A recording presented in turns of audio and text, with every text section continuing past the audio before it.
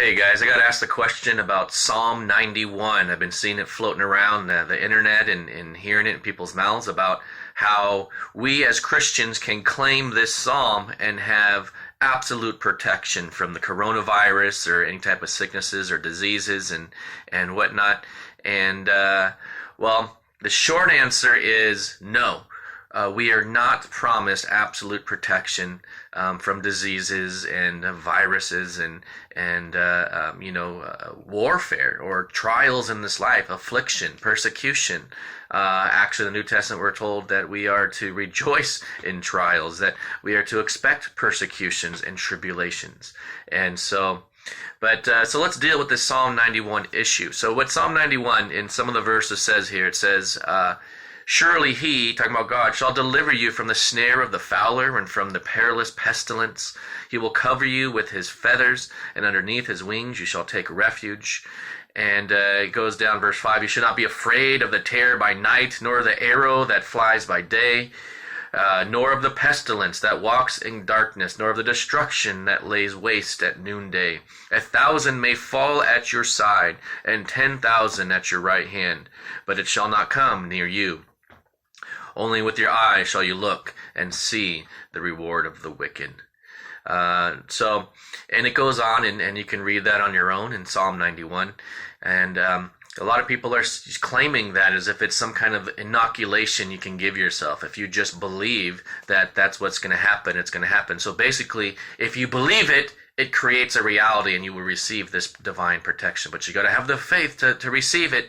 And this is that age-old thing that, and it's creeping in the church again, that if you just believe, you will receive, in the sense that in any form of healings and whatnot is you just need to believe, and you will receive your healing. And well, while there's people who say that we have absolute healing guaranteed to us in the atonement of Christ because of the cross, and that's there's healing in the atonement, they say. And so there's a church, Bethel Redding in California, who teaches that the pastor there says that he refuses to allow for a theology that allows for sickness, and he believes everyone can be healed and should be healed. And so he teaches absolute healing for every believer and everyone who believes hard enough. And so he teaches that. And ironically, they had to close their healing rooms because of the coronavirus. And so we see it doesn't practically work. It's that belief is setting people up for failure and for discouragement. And it's kind of related to the name it, claim it heresy of the word of faith preachers. If you just name it and claim it, then you'll receive it and it will be. And this whole, you're little gods, and you can just declare it and you can create with your words. And no, it doesn't work that way. I'm sorry. This psalm here actually is quoted in the New Testament, and we see in Luke chapter 4, but also Matthew chapter 4. But in Luke chapter 4, actually quite the opposite is what Jesus says regarding this verse. And so while some are being presumptuous about claiming absolute healing and being exempt and protected from all these pestilences and disease and dangers, and so they're using Psalm 91 for that. And it's very interesting that in the gospel here in Luke chapter 4 that Satan tempts Jesus by quoting Psalm 91. And it said that, let's see here. So we see in the temptation of Jesus that the devil takes him to the pinnacle of the temple. And he said to him, if you are the Son of God, throw yourself down from there, for it is written, he shall give his angels charge over you to keep you. And in their hands they shall bear you up, lest you dash your foot against a stone.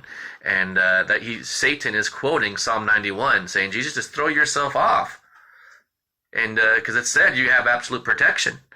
And so what does Jesus say to him? He says, and Jesus answered in verse 12 here, Luke 4, verse 12. Jesus answered and said to him, it has been said, you shall not tempt or test the Lord your God. And so the idea that you are going to be presumptuous with this absolute protection and healing and you are putting the Lord your God to the test is not a good thing.